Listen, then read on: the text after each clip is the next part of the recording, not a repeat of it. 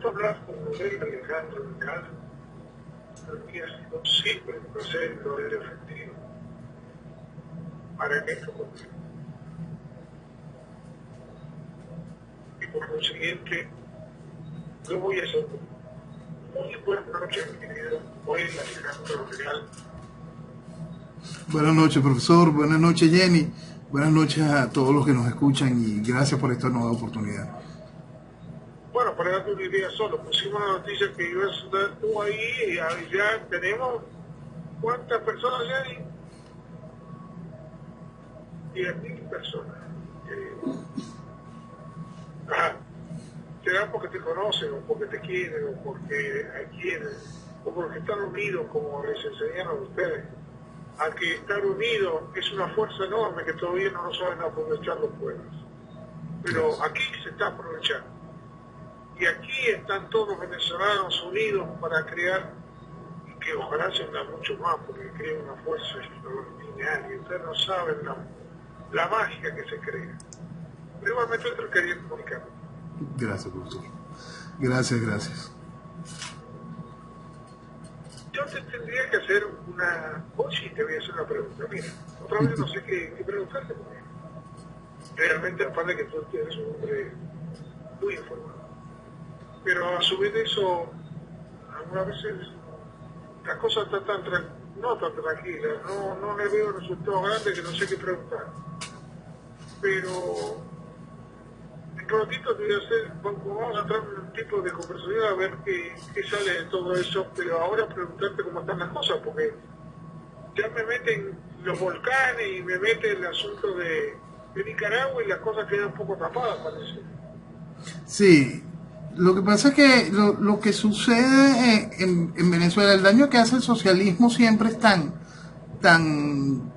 salvaje y tan constante. La devastación salvaje que hace el socialismo a veces se ve minimizada frente a la categoría de lo que hace un desastre natural del tamaño de lo que puede ser un volcán o el efecto mismo del socialismo en un país vecino como Nicaragua. Porque lo que brinda la noticia y lo que hace que el mundo voltee es la reacción del pueblo en la calle. La reacción del pueblo en la calle de Venezuela, durante muchos años estuvo el mundo como ausente de esa reacción del pueblo venezolano. Y el mundo volteó ya cuando el pueblo venezolano estaba dando esas patadas, no pancadas de ahogado, sino un esfuerzo ya buscando esa reacción del mundo, la cual llegó, pero también llegó acompañada, por supuesto, con la traición política consecuente. La acción del venezolano en la calle ha sido constante en cualquier cantidad de años durante estos 20 años de desgracia chavista que ha sido sumida a Venezuela. Y ahora que el mundo por fin está mirando a Venezuela con ojos más detenidos, más atentos, que se puede ver de manera más clara que el proceso tiránico impuesto por el chavismo ha tomado un cuerpo realmente fuerte y ha tomado un control salvaje, y ese control ha ido haciendo daño a distintos países más allá del continente. No se está viendo, el mundo no está viendo la reacción por parte de la sociedad. Ese divorcio entre la necesidad de que el mundo voltease y el mundo volteando y no hay la reacción, es responsabilidad también de lo que ha hecho posible que se haya mantenido durante todo este tiempo el gobierno. Durante todo este tiempo nosotros hemos tenido un proceso que ha venido sosteniendo al gobierno. Por eso es que nosotros tenemos un régimen socialista. Nosotros tenemos un gobierno socialista, una oposición socialista, y ese complemento es lo que hace el régimen socialista. Esa oposición socialista ha venido adormeciendo, estimulando, desgastando, haciendo que nuestra sociedad simplemente enloquezca y pierda la acción correcta en el momento preciso y en el momento efectivo. Y hace que cuando el mundo está de verdad con la mirada hacia Venezuela, la mirada se pierda. Cualquier otra cosa puede hacer que el mundo llame la atención, cosas reales, cosas importantes, cosas que van más allá de la acción política en sí. Pero la realidad hoy es que el mundo volteó a Venezuela. ¿Cómo hacer que esa mirada se quede? Que esa mirada se quede y entienda el problema. El problema es tan grande, profesor, es tan grande que vamos a tomar ahora una fotografía especial sobre el chantaje que está haciendo el gobierno con el tema de los presos políticos. Con este soltar de algunos rehenes políticos que hizo el gobierno recientemente, salió el general Ángel Vivas Perdomo. El general Ángel Vivas Perdomo sale del encierro e inmediatamente tiene que entrar a ser hospitalizado y operado. Operado por hernias causadas por los golpes. No se puede corregir el desastre que le hicieron en la columna, por lo menos por los momentos. Hubo que operarlo de una vez de la próstata. Ese hombre lo iban a matar si pasaba un mes más en la prisión. Iba a morir a consecuencia de la tortura, iba a morir a consecuencia de no asistir a un médico, iba a morir a consecuencia de lo que hace el socialismo con sus enemigos. Y junto con él fueron saliendo otros prisioneros políticos, los cuales fueron enmudecidos por ley. Y ahora eso ha funcionado también para el chantaje de ir enmudeciendo a la sociedad en general, esperando porque suelten a otros de los rehenes, a otro grupo de esos rehenes, porque la familia de ellos está rogando, esperando que el régimen tiránico tenga un acto de bondad y en su magnanimidad también lo suelte, pues. Y eso es una oportunidad que el mundo tiene que tomar en cuenta sobre el carácter criminal del régimen comunista. Es ese gato maula jugando con el mísero ratón. Es esa maldad suprema con respecto al quiebre social y espiritual de la familia, del individuo, ir minando por completo a ese individuo como base para que toda la sociedad sienta el terror a los cuales es sometido él, su entorno y su familia. ¿No? Sí. ¿No? Sí. Pensé que no tenía persona. Por eso uno dice, cuando plantea estas situaciones, ellos se lo saben aprovechar, lamentablemente, muy bien, para seguir manipulando a la gente. Los otros compran, van como sigue comprando a mucha gente, comunista y socialistas, entonces, de esta manera, yo diría, es una observación. Me parece que uno tiene esta observación, ¿no? Por favor.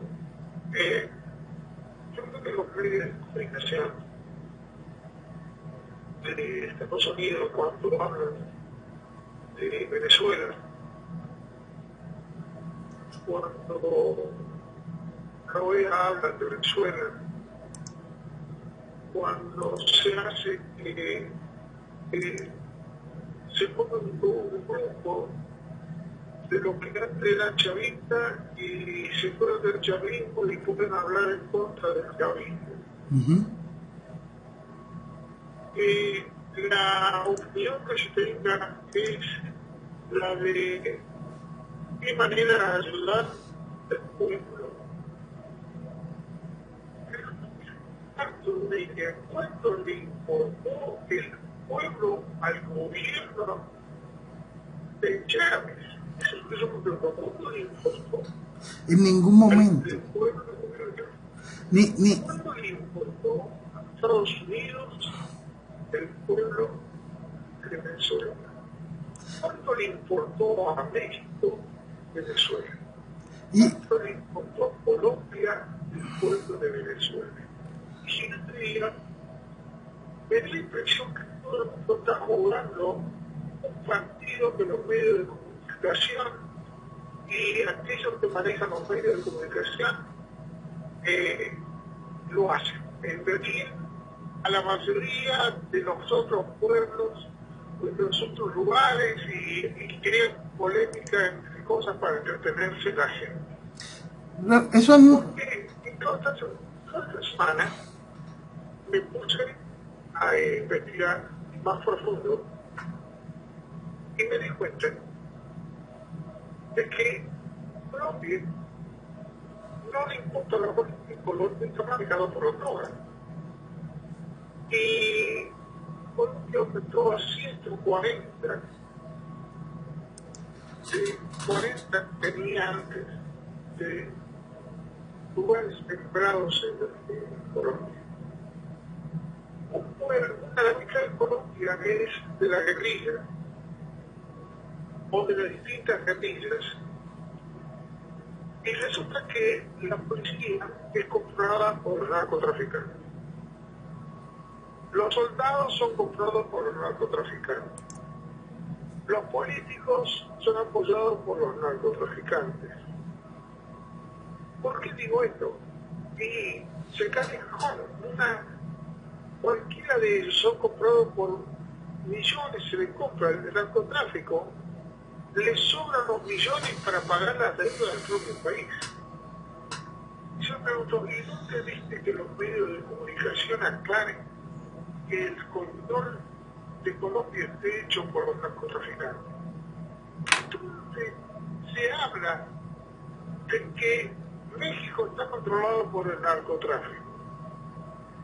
¿Dónde se habla que Nicaragua está controlado por el narcotráfico? ¿Dónde se habla que Ecuador está controlado por el narcotráfico?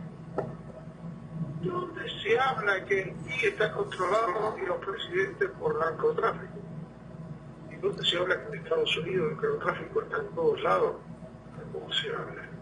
Por eso, ¿No será que están tapando lo que realmente es el juego y el beneficio de todos los bancos, el lavado de dinero, la compra de los políticos, y ya un montón de cosas se juegan los medios de comunicación, pero en el fondo, hasta compran los medios de comunicación los compran en Estados Unidos, pero ya en su país, la mayoría. Entonces me pregunto, ¿no será que estamos jugando los partidos diferentes? profesor, no es algo nuevo ni nada extraordinario. Si estamos hablando de que ejércitos, policías o gobiernos son parte de, no podemos excluir a los medios como parte de. Estamos hablando de que de todo está dentro de ese entramado, ¿no? Pero dentro de ese entramado, igual que dentro de la policía, dentro de los gobiernos, dentro de los medios, también están los que no están vinculados con ese entramado, y es en donde precisamente tiene que haber el quiebre social, político y económico para que pueda existir el espacio para el renacer y el rescate de todo lo que tiene que funcionar, porque mucho de lo que tiene que ver con el negocio del narcotráfico se basa en una burbuja económica también, y en una burbuja económica realmente peligrosa, y lo cual a la hora de la verdad traerá un inconveniente mañana en el hecho de hacia dónde llegó ese dinero cuando se lavó y se invirtió, porque después el flujo no es constante y va a generar otro hueco. Y eso es lo que siempre sucede con este tipo de cosas, pues. Este tipo de inyecciones criminales a las sociedades siempre van permeando todas las etapas. Siempre hay un momento en que las sociedades se encuentran con algo que puede ser altamente nocivo para la sociedad, y todos deciden, vamos a mentirnos un ratico porque aquí hay mucha gente beneficiándose. y este es el momento, en que llegamos, vamos a mentirnos todos un buen rato porque vamos a beneficiarnos todos con el negocio del narcotráfico. Ese negocio ya tiene un muy buen tiempo, ese negocio ha forjado fortunas, ese negocio ha forjado ciudades. Ahora, eso va generando, como veníamos conversando, una burbuja que en el caso del narcotráfico corre en dos sentidos, no solo en el sentido económico, sino corre en el sentido de la destrucción social, porque esa destrucción social ya no solo la puedes controlar como en aquellos experimentos donde venías y surtías un barrio en específico y buscabas la destrucción de una zona, de un estrato social o de un sector específico de una ciudad, ¿no? Esa burbuja se expande de una manera gigantesca y ataca todo. Y ataca a la familia del que fue permisivo. Ataca a la familia del que en algún momento se benefició indirectamente haciendo silencio o estimulando la mentira. Y entonces hay un momento donde nosotros, por eso es que es tan importante en todos los sentidos, establecer los valores del individuo y de la familia para poder avanzar hacia la reconstrucción de todo. En el momento en que se abandonan esos valores, la gente pierde todo sentido y se va siendo permisivo con todo.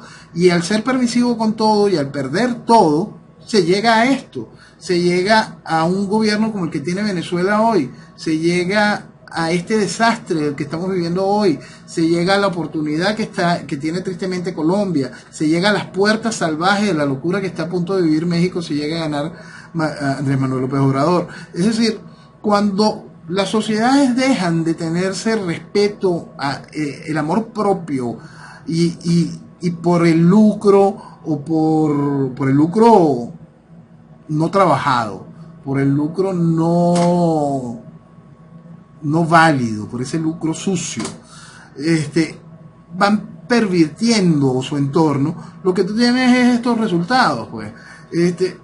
Lo peor de todo este cuento, quizá, es que en el caso de nuestros países latinoamericanos, es las inmensas posibilidades que tenemos de construir gigantescas fortunas, de desarrollar países realmente hermosos, con lo que tenemos, con la fuerza, con lo que tienen nuestras tierras y con la fuerza de la gente. Hay una cosa que es increíble. En estos días estaba viendo un video de una doctora en su desesperación en el estado Táchira. La doctora en su desesperación está narrando que ella tiene que pedirle a sus pacientes que lleven absolutamente todo para la atención de un enfermo. Pero el todo no es solo desde el algodón, la inyección, un bisturí. No, es hasta la hoja de control para poder decir que tiene el paciente, si fue visitado y qué se le colocó. Una hoja de papel tiene que ser llevada por la gente porque no hay absolutamente nada. Y aún salvan vidas. Entonces ahí usted tiene ese capital extraordinario humano. Una cosa tan fuerte, con tanta energía, con tanta vida, con tanta mística, con tanto conocimiento, con tanta preparación, con tanto amor por lo suyo, con tanto espíritu de sacrificio, que lo único que necesita son las herramientas. Y las herramientas tenemos el músculo económico para poder satisfacerlas. Entonces, lo que tenemos es que salir de la cultura de la destrucción, de la cultura del socialismo, de la cultura de la mediocridad, para poder hacer que esa fuerza se encuentre con el músculo y desarrollar el país. Y lo mismo sucede en cada uno de nuestros países cuando entendemos que lo malo es malo y se combate y lo bueno se estimula. Lo que pasa es que, digo yo, en la investigación que era tratado de hacer, es que los pueblos mexicanos, ejemplo de los dos concretos, vino un señor mexicano, lo había entrevistado y de repente le pregunté, ¿y usted volvió de vuelta a México? Sí, yo volvía al lugar agrario donde él estaba, ¿no? En el campo. ¿Y qué viste? Bueno, yo que diría hasta los no sé cómo se llama, chavitos, mameritas, en el piso tirado, porque había tanta plata en el pueblo. Eso ya me daba importancia, pero sí vi que todos mis amigos, los que sembraban, los dueños, están la mayoría presos. Pero sí el pueblo tenía su escuela, los narcotraficantes cuidaban que no haya delitos menores, porque el problema del narcotráfico no es para ese lugar tiene que estar tranquilo, lo protege, le da de comer, le hace un buen... es lo que los pueblos en Colombia hacen que esos pueblos abandonados tengan una economía que de otra manera no la tendrían. Quiere decir que al gobierno le conviene no meter la mano ahí. No. Porque eso no puede subsidiar, no puede tapar ese agujero. Bueno, no lo está tapando porque cuando se fue a mar todavía no llegaron la policía colombiana. Lo que pasa es que hay gente que le conviene que el agujero exista. Hay gente que le conviene que ese negocio exista, que es otra cosa. No es que los gobiernos no puedan estimularlo ni desarrollarlo, sino que hay mucha gente que le conviene que el agujero exista. Vamos a salirnos de la idea de los pueblos y vamos a nuestra ciudad, Caracas. Caracas tiene una zona que es conocida como el 23 de enero. El 23 de enero es una zona de inmensos edificios que fueron generados como grandes soluciones habitacionales en los tiempos del general Marcos Pérez Jiménez. Fueron una serie de edificios que ganaron cualquier cantidad de premios a nivel internacional para poder vaciar lo que era conocido como los ranchos, todos esos círculos de miseria, esos cinturones de miseria que tienen todas las ciudades del mundo, que en el caso actual de Venezuela ya no son cinturones de miseria, sino una gran camisa de fuerza sobre nuestra ciudad. El general Marcos Pérez Jiménez edificó esta estructura, una urbanización enorme, gigantesca, que es conocida como el 23 de enero.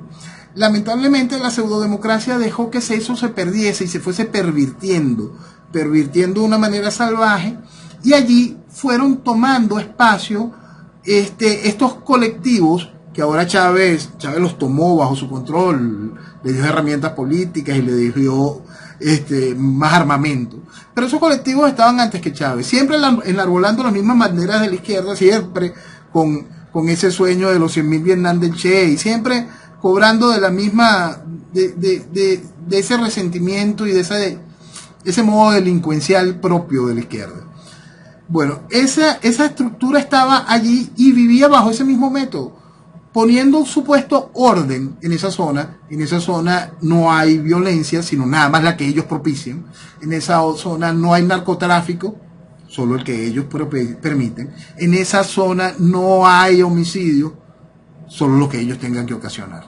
Entonces, eso no tiene que ver porque llega o no llega la economía a ese punto. Es por el interés de que eso suceda. Y eso es toda una estructura de un concierto para delinquir entre los criminales en el sitio y los criminales en los gobiernos.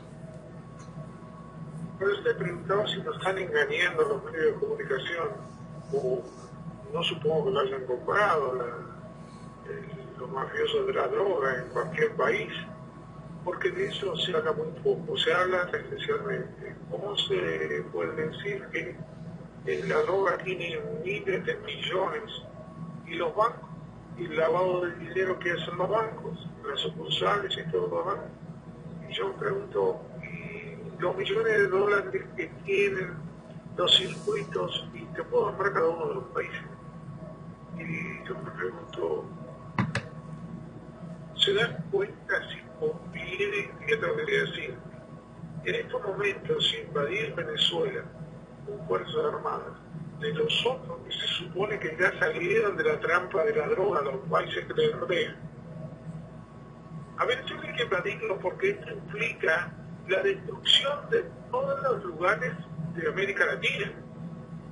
No es un problema de Venezuela, ni les importa al pueblo de venezolano, sino si le importara a alguna de las comunidades. El pueblo de Venezuela ya lo hubiera invadido. Pero somos tan tontos que en Venezuela no hay otra, hay que invadirlo porque ¿qué te podría decir? La destrucción de los países de todo el Caribe. No es Venezuela solo, eso es lo que no entiende. Lo que hay que destruir acá son el control de la droga. Y ahora con México peor todavía, y con Colombia peor todavía, que aumentaron la siembra por todos lados. Si yo te digo la cantidad de millones que genera el tráfico de droga, la corrupción, y el puerto, un ejemplo, el puerto de Miami solo se controla el 2% de la mercadería. Lo que entra es salvaje. ¿Usted cree que no van a traer droga? Claro, porque que la entra droga salvaje. entra por todos lados. Lo que entra es salvaje. Los submarinos que ellos tienen valen $1 millón y lo usan una sola vez. Increíble. Ahora tú me dices, ¿le importa al pueblo de Venezuela? No, no le importa un pepino. Ni le importa a Estados Unidos, ni le importa a México, ni le importa a Colombia. Al contrario, son todos narcotraficantes. Es que por eso yo soy uno de los que siempre soy muy claro en esos cuentos de que cada vez que yo escucho algún político o algún representante de algún ente multinacional expresando el dolor y la preocupación por el pueblo venezolano, yo me río, porque eso no es lo que a mí me interesa, porque eso no es verdad. Vamos a preocuparnos por las cosas que de verdad son reales. Venezuela es una amenaza que está haciendo daño, y no es de ahorita, desde hace mucho tiempo. Todo el periodo chavista lo ha demostrado desde el inicio. Yo escribí un artículo en el 2002, acabamos de salir del evento de abril, y en el artículo yo preguntaba si íbamos a permitir que se utilizara nuestro dinero, nuestra riqueza en la campaña electoral para Lula, para la primera vez que ganó Lula, en la tercera vez que se lanzaba. Y Lula gana porque se está utilizando nuestro capital en su campaña. Entonces, en aquel tiempo ya nosotros estábamos protagonizando el cáncer, estábamos difundiendo el daño con nuestra riqueza. Y desde ese entonces somos parte de esa amenaza. Y ese es el término que ha hecho que ciertos países, aun cuando manejan el discurso de el dolor por el pueblo, se estén preocupando por lo que realmente está sucediendo, la amenaza de lo que es hoy Venezuela. Esa amenaza va deformando no solo el narcotráfico, sino políticamente, y está generando el problema de la migración salvaje de venezolanos a cada uno de estos países. Por eso es que si nos empezamos a preocupar y entendemos de manera franca la negociación y los intereses, vamos a encontrar la vía exacta para salir de esto. Por eso es que esto jamás podrá ser un asunto de entendimiento multinacional. Esto tiene que ser un asunto bilateral con el único que puede resolverlo. Y esto tiene que ser un asunto que llegue a una solución y un entendimiento bilateral entre ese país y el país que está siendo víctima de esta invasión. Porque usted ahorita utilizó el término Venezuela hay que invadirla. Venezuela está invadida. Entonces Venezuela tiene que ser liberada. Hay que poner eso muy, muy claro, porque todavía hay mucho venezolano que no lo entiende. Nosotros estamos en manos de una organización criminal internacional, capitaneada en este momento por Cuba, que utiliza una pistola que se llama socialismo, la cual tiene como rehén a 30 millones de venezolanos, con total y absoluta seguridad de que no va a pasar absolutamente nada mientras existan sus socios vistiéndola de democracia. Mientras esos socios logran hablar en los organismos internacionales y convencer a los organismos internacionales que las respuestas existen a través del diálogo y de las elecciones.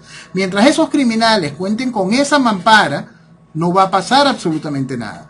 Cuando los venezolanos le quiten a esos criminales esa mampara, podremos avanzar en ese sentido, y entonces sí podremos construir una relación frente al hecho de liberar a Venezuela de la invasión que está viviendo.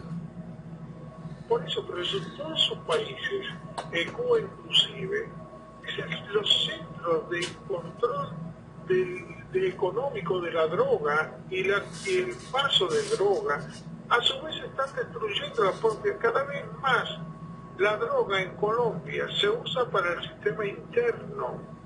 ¿Por qué? Y esto es muy interesante, porque la droga en Colombia Antes era el que exportaba la droga y controlaba las rutas de la droga. Ahora Colombia solamente es productor de droga. Pero el control lo tiene el gente de Estados Unidos y lo tienen los mafiosos internacionales. México primer número uno.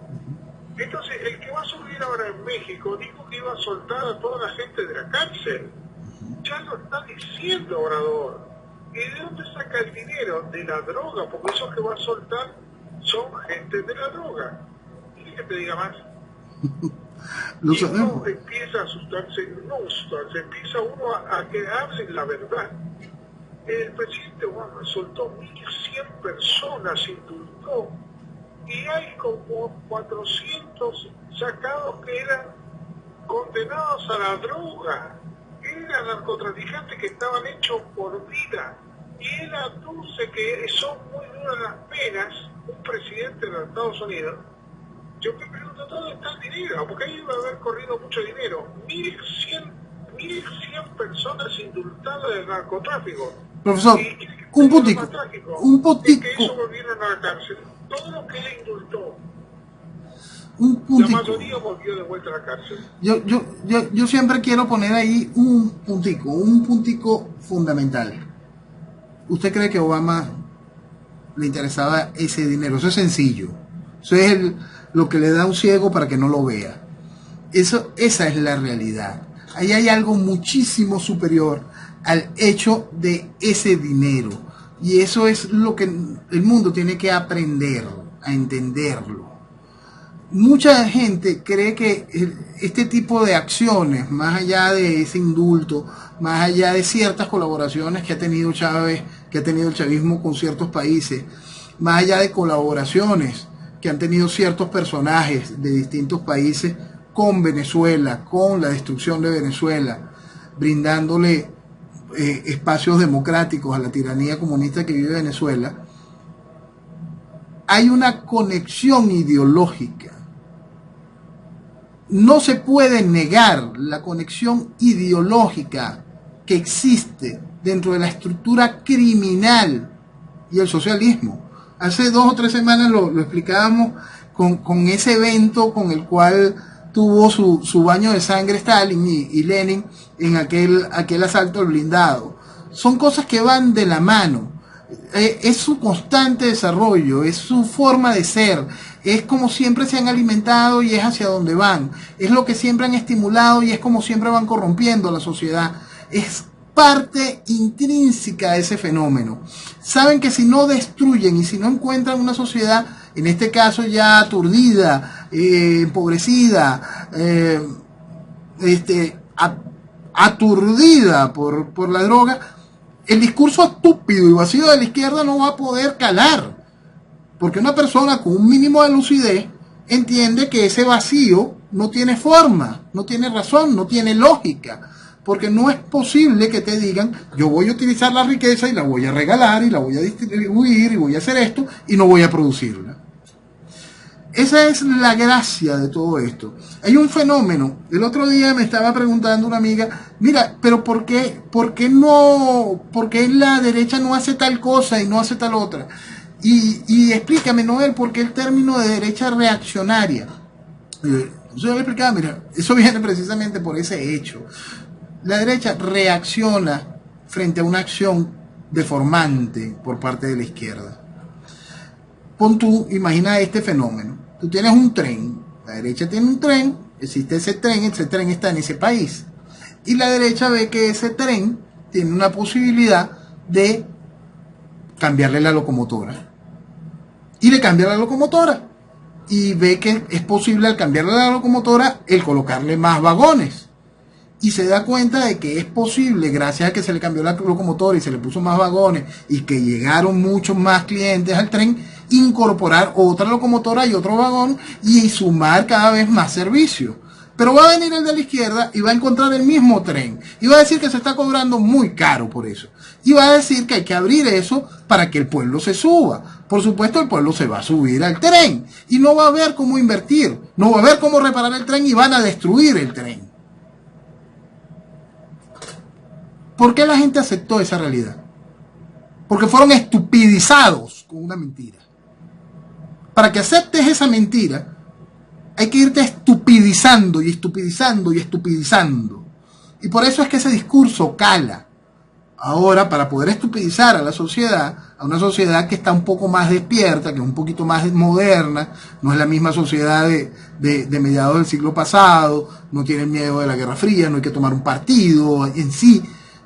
Bueno, lo mejor es estupidizarla hasta químicamente. Venga, toma droga, consume, idiotízate. Y dentro de tu idiotez, para que tengas esa libertad de seguir consumiendo, ¿qué tal? Vota por mí.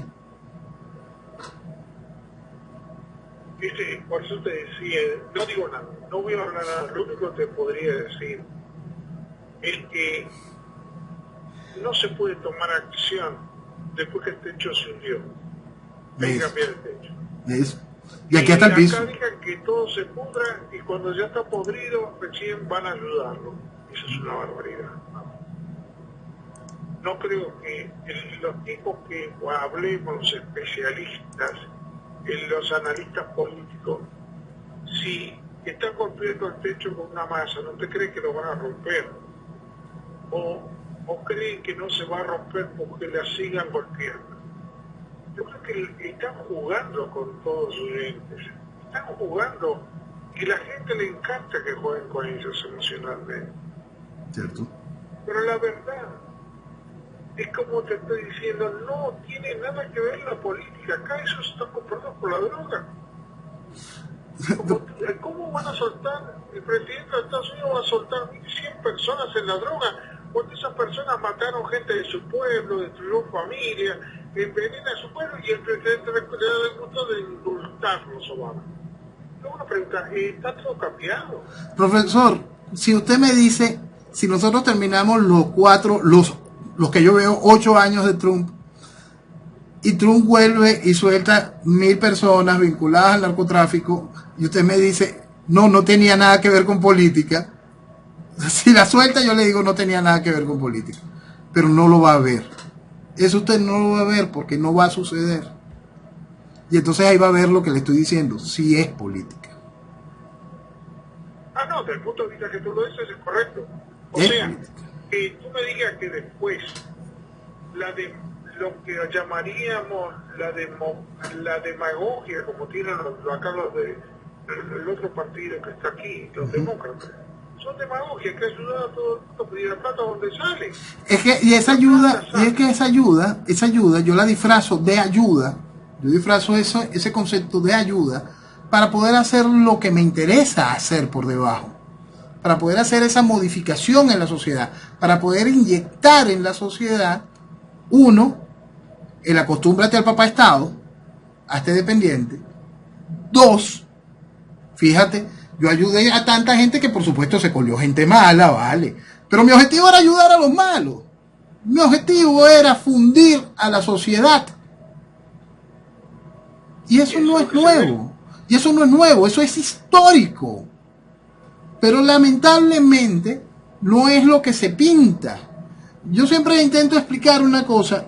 Para mí, hay una cosa que yo sumo y estimulo y hago que la gente busque.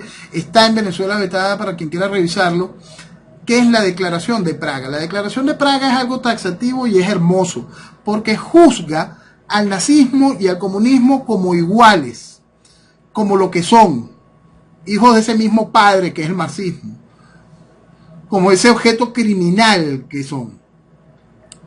Pero para la sociedad cree que el nacionalsocialismo es derecha.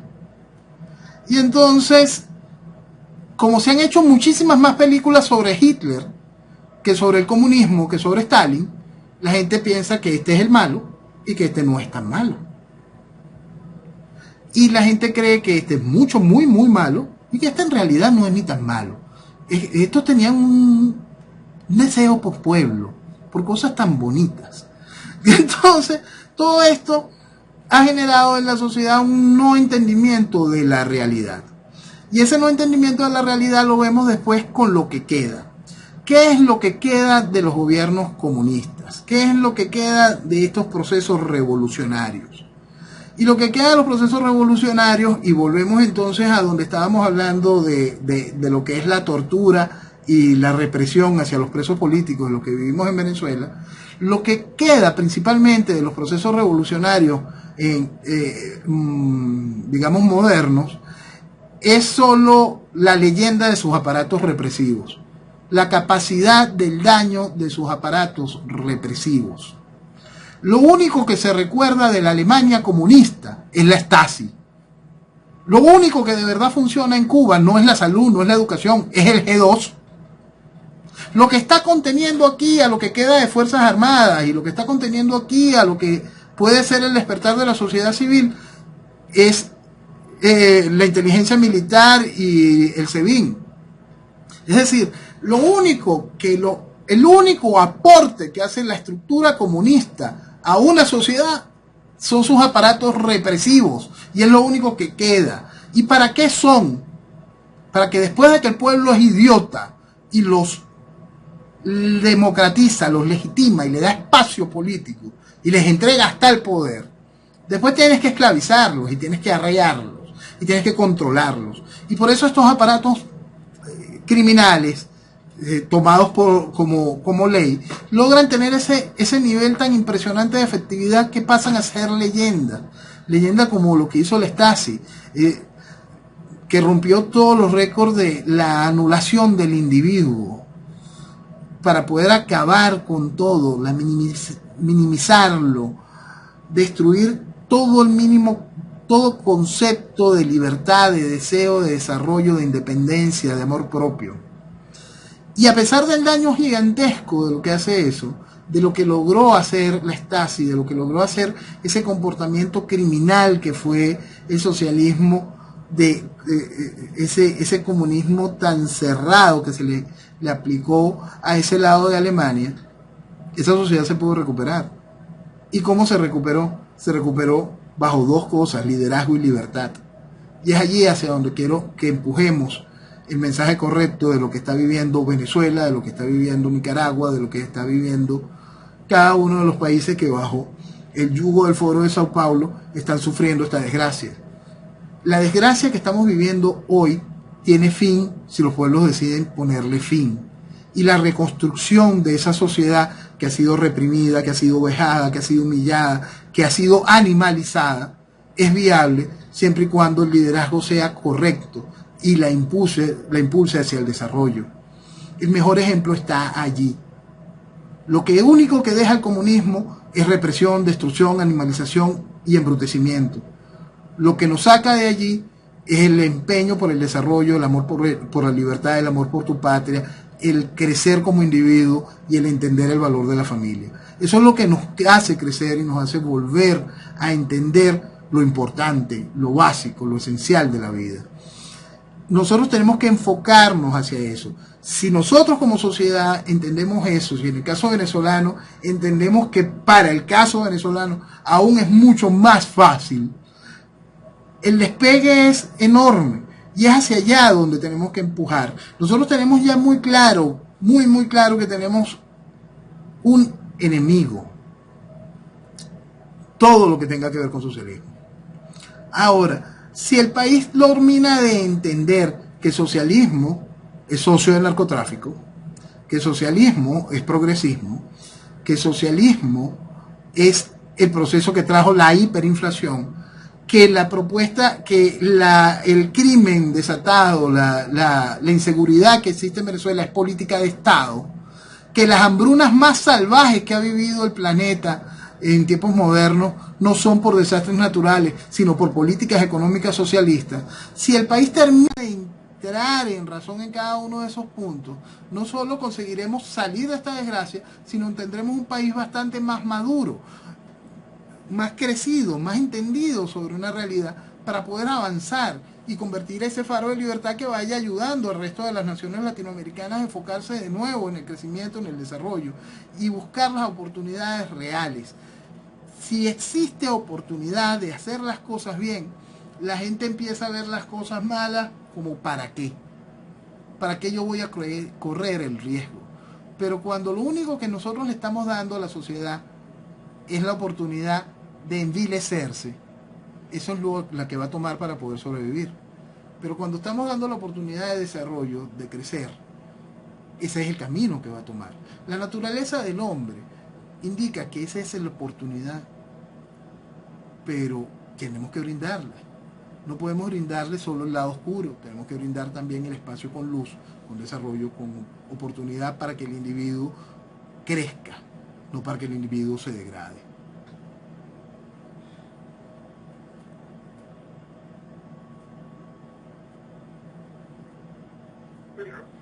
Hola, ¿me escuchas? Perfectamente. ¿Se cortó? No, lo escucho. Porque parece que hay un sonido que me produce como que se cortara.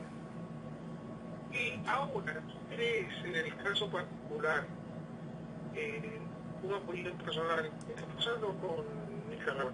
Desde tu óptica, desde Venezuela al país vecino.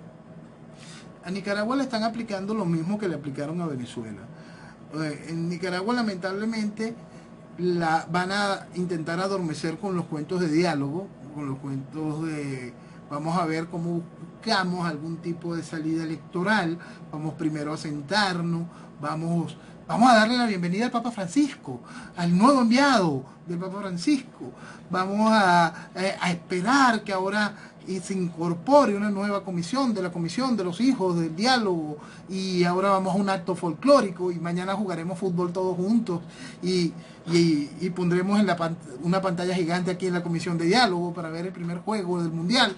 Y todas estas cosas van a hacer que la sociedad vaya enfriándose. La única manera y la única respuesta que tiene Nicaragua es no abandonar las calles. La única respuesta que tiene Nicaragua es entender que la libertad cuesta. Fueron irresponsables. Después de que se había hecho el trabajo, se creyeron la mentira y volvió el criminal que ya les había hecho muchísimo daño. Entonces, ese criminal no va a soltar el poder. Igual que tampoco lo va a soltar el criminal que está acá. La libertad cuesta. Y después de tenerla, la responsabilidad de mantenerla es alta. Sigan escuchando el cuento del diálogo, no van a tener libertad. Frente a cualquier promesa electoral, no van a tener libertad. Solo la libertad la conseguirán cuando se ejerce el derecho natural a tenerla y se abriga con lo único que se tiene que abrigar, con lo único que es un referente internacional de constitucionalidad, la Declaración Internacional de los Derechos Humanos. Eso es lo único que tiene que convertirse en las banderas del nicaragüense, del venezolano y de todo el que busca luchar por su libertad. El derecho natural a la libertad y la Declaración Universal de los Derechos Humanos. Olvídense de constituciones de sus países. Están hechas para servir de látigo de los gobiernos y camisa de fuerza de sus sociedades. Increíble. Entonces, bueno, mis queridos, ya hemos terminado la hora y realmente, como siempre, esperemos que podemos escuchar y cada uno puede hacer su granito de arena, porque si cada uno hace un granito de arena va a ser una montaña empujada. Y espero que eso sea uno de tantos empujes que tenga para encontrar a Venezuela floreciente, esperando con el futuro que siempre está ahí pendiente por hacerse, porque ustedes tienen todo. La verdad que ustedes no se le pueden quejar. Es el único país que tiene la posibilidad de generar dinero de su riqueza. Y lo tiene sin necesidad de producir. Hemos sido unos irresponsables y tenemos una responsabilidad enorme mañana. Fíjate que PDVSA está creo que haciendo 1.500 barriles por día. Menos. 1.400. Mucho menos. Y hacía como 3.000. Y resulta que ahora le embargaron, ¿cómo se llama esta compañía norteamericana que le embargó? ConocoPhillips. Se la propió Chávez. ConocoPhillips. Y hay 80 barcos que no pueden cargar el petróleo y todo lo que está para guardar el petróleo. Ustedes están cubiertos, no sé dónde van a tirar el petróleo.